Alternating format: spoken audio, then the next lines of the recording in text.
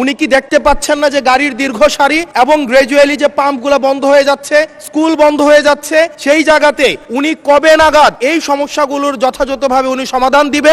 গত সংসদে গত 2 দিন আগে বিদ্যুৎ জ্বালানি ও খনিজ সম্পদ মন্ত্রী বলেছিলেন যে কোনো জ্বালানি সংকট নেই এবং সবাই যারা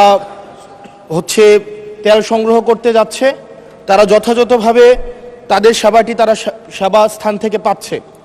কিন্তু মাননীয় স্পিকার, আমরা দেখতে পাচ্ছি গ্রাজুয়ালি পাম্পগুলো বন্ধ হয়ে যাচ্ছে। আজকে সিলেটের পাম্প বন্ধ হয়ে গিয়েছে।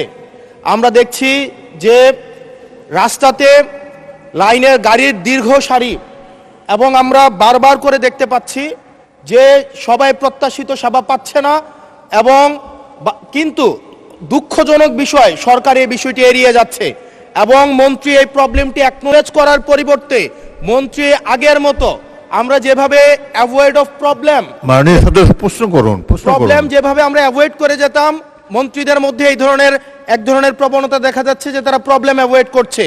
আমার মন্ত্রী মহোদয়ের কাছে প্রশ্ন, উনি কি দেখতে পাচ্ছেন না যে গাড়ির দীর্ঘ সারি এবং গ্রাজুয়ালি যে পাম্পগুলো বন্ধ হয়ে যাচ্ছে, সেবা কার্যক্রম বিঘ্নিত হচ্ছে, স্কুল বন্ধ হয়ে যাচ্ছে, সেই জায়গাতে উনি কবে নাগাদ এই সমস্যাগুলোর যথাযথভাবে উনি সমাধান দিবে এবং উনি প্রবলেমটি অ্যাকনোলেজ করবেন কিনা?